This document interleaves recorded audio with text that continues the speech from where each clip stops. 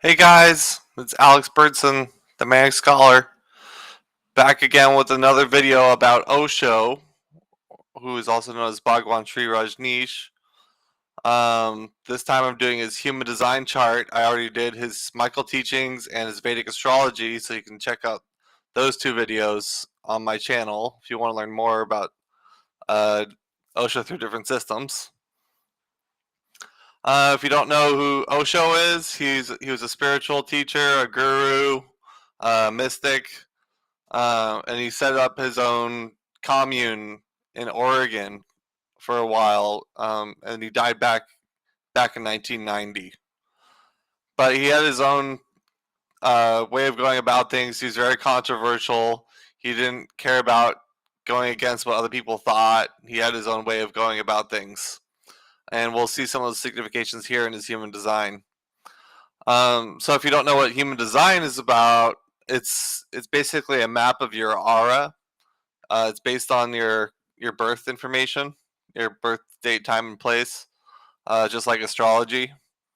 But yeah, you can see these different energies that are in your aura, and there's different aura types which have different roles in society and how they function. So I'll get into the details of all that about Osho here. So the first thing we can say about Osho is that his type is projector, which are the natural leaders and guides. They're like the directors. They used to have in the past, it was the manifestors that were the ones that were in leadership positions, but now projectors are on the scene. They started appearing in 1781, so they're a newer type, and they have a different role. Each projector has a different role to play based on how their aura is set up, and everybody has a unique aura. But they're supposed to guide different groups of people, and they're supposed to be the new leaders in the future. Um, Obama was also a projector, and so was Abraham Lincoln, and they were both presidents. So those are the kinds of new leadership that we're seeing on the planet compared to how things were before with the manifestors. So what makes him a projector? By looking at his chart, what you can see is you need to have an undefined sacral center. See this center right here? This is the sacral. It's white. That's the life force energy center.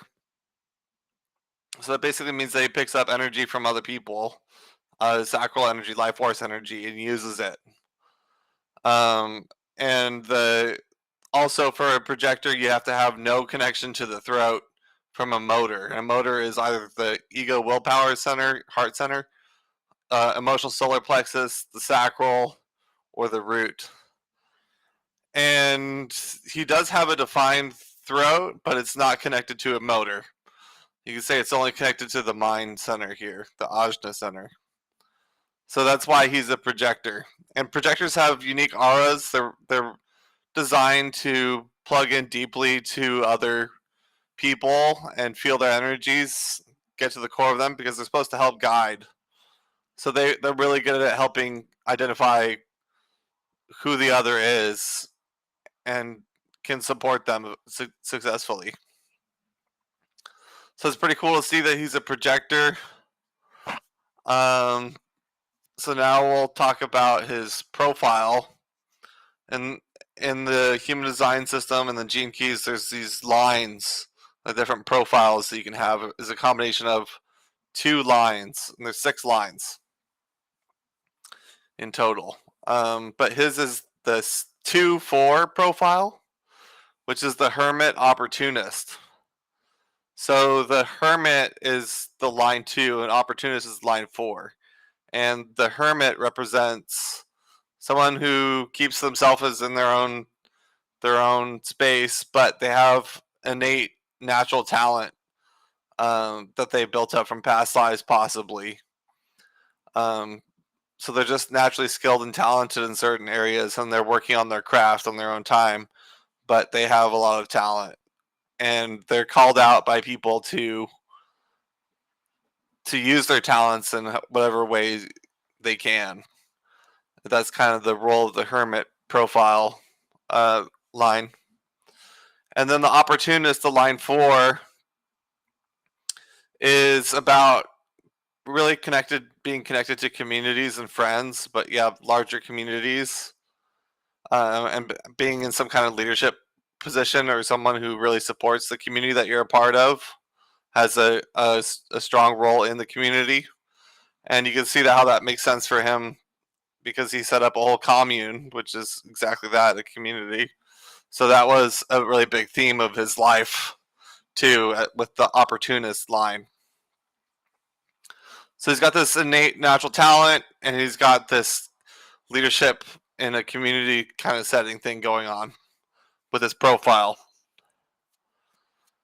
So now I'll talk about his incarnation cross.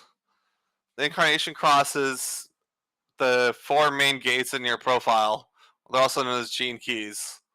For him, it's the 26, the 45, the 47, and the 22. And those are the sun and earth positions in the conscious design and the unconscious design. So that's like when you look at the cross, it makes up those are all the different gates in his profile that make up the cross. There's one in the emotional solar plexus. There's one in the ego willpower center. There's one in the throat, and there's one in the ajna the mind center. But you can look at this one right here, and you can see that it does form a cross with these gene keys and how they're set up. So that these are always connected together in some way, especially if your sun is in a certain gate, it'll form a cross. So what his cross is the cross of rulership. And which makes a lot of sense for him because that's exactly what happened with him. It's being thrown into a leadership position, being some kind of authority, and ruling over some kind of kingdom or group or something like that. And that's that makes sense for what he did because he had the commune, and he was a leader in his field, spirituality. He had his own message. So let's talk a little bit about what the cross of rulership is. When it's in its higher expression, at higher levels of consciousness, this is how it functions. It's the graceful ruler, the ceremonial leader, uses tremendous willpower to enable all phases of work respecting the full spectrum of the human spirit. The gravity of presence used to sort through difficult or messy emotions and thoughts. So there's the 4 gene keys tied to this are the 26, the 45, the 22, and the 47, like I said. So the 26 is also known as manipulation. It's allowing purpose to guide willpower in service to higher self. It's an artful use of the ego rendered as an art form. So the willpower is a big factor there, which you can see because it's in the ego willpower center. That's the 26 right there. And that's his sun gate. Next one is the 45, which is also known as authority. It's the leap to sharing, supporting the collective over the self, and gifting authority to others rather than hoarding it, educating and bolstering others. And the 45 is in the throat, so it has to deal with communication. Then there's the 22, which is about feeling, honoring, and listening to the full range of one's emotion without disrespecting the feelings of others. And it's known as grace. And the 22 is in the emotional solar plexus. So it has grace tied to it as a theme there from the emotional center. And the last one is the mental processing for gate 47. It's about sifting and working through ongoing archetypes from the subconscious the memory, lineage, and the shadow. So it's processing all this unconscious, subconscious stuff um, as it's brought into consciousness. So these are some different themes of how the rulership works. There's grace, there's this willpower, um, there's sifting through the unconscious. So all these things, and that's what makes up his cross.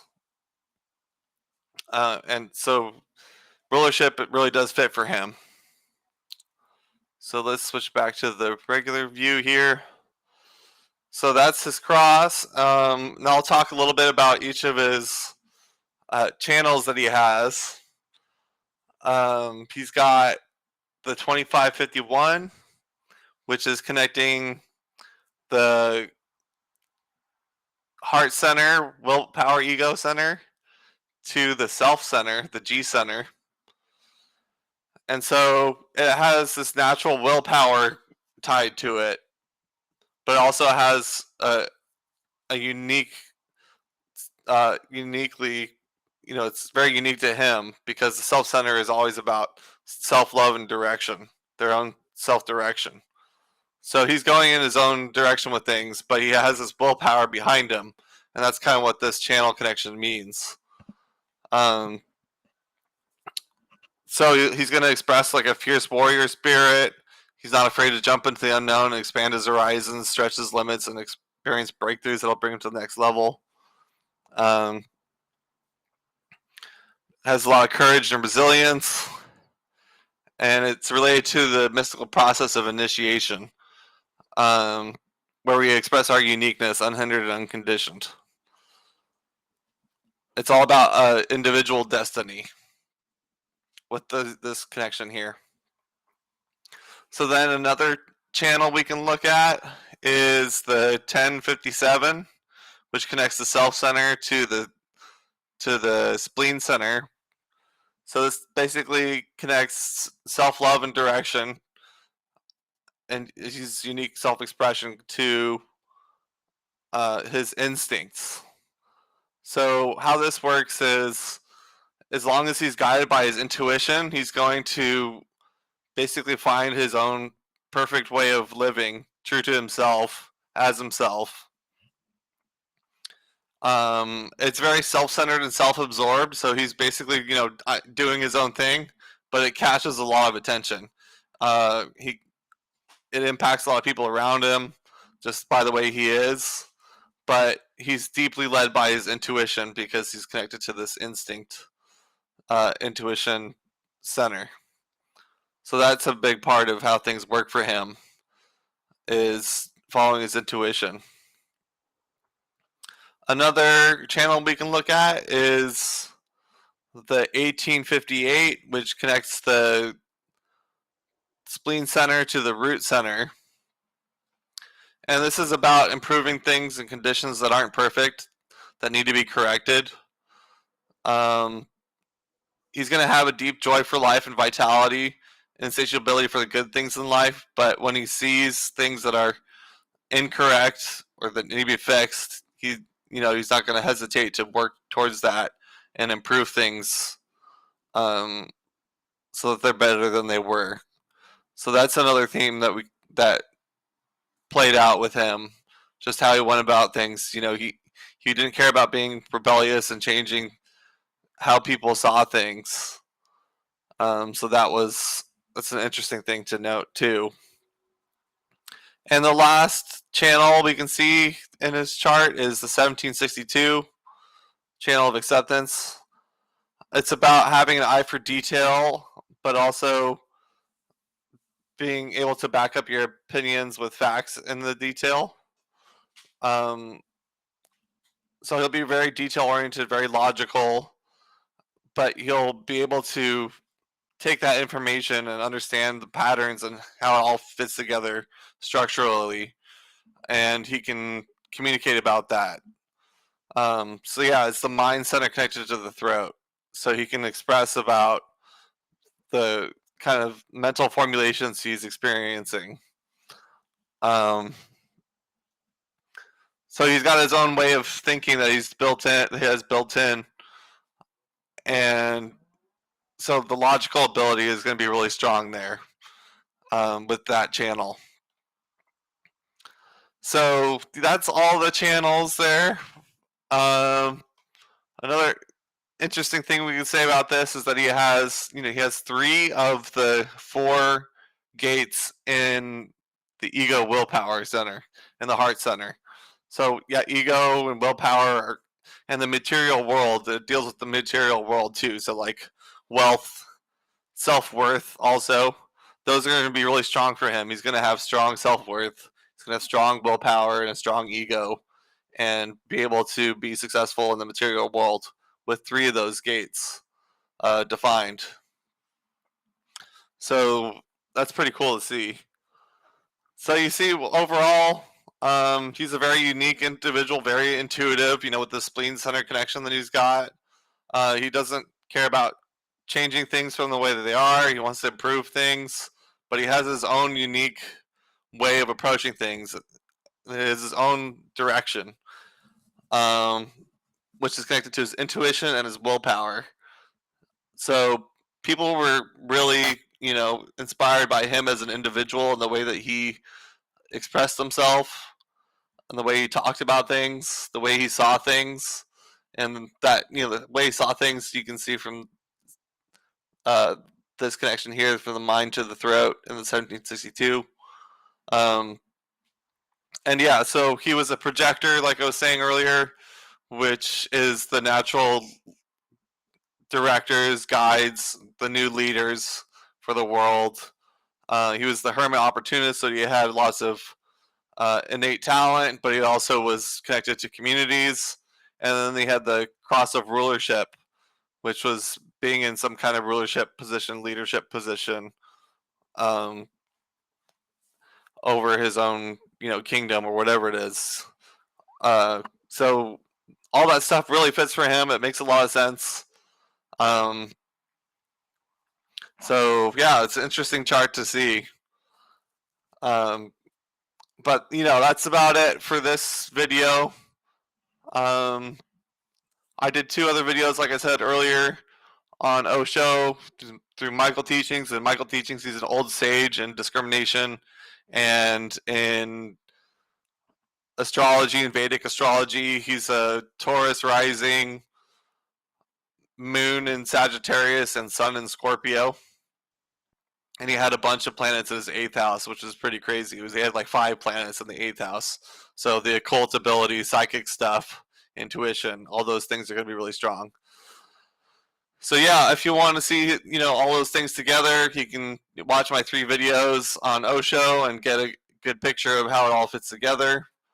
I'm planning to set up my website so I can start offering readings in these different systems. I'm ready to do Vedic astrology and human design with people if they're interested. So you can just reach out to me and we can figure that out. But at some point, I'll have my website up where you can actually just purchase things and get some consultation with me. But that's the plan, is that I'm going to do this with clients eventually.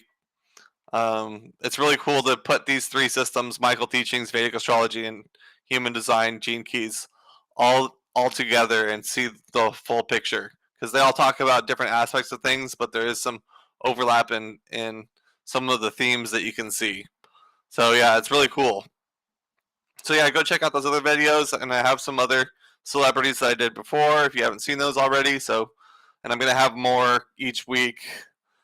I plan to do Ramana Maharshi next week through those 3 systems. So if you want to learn about him, stay tuned for that. And if you like this content, please like and subscribe. And I will see you guys in the next video. Manic Scholar out.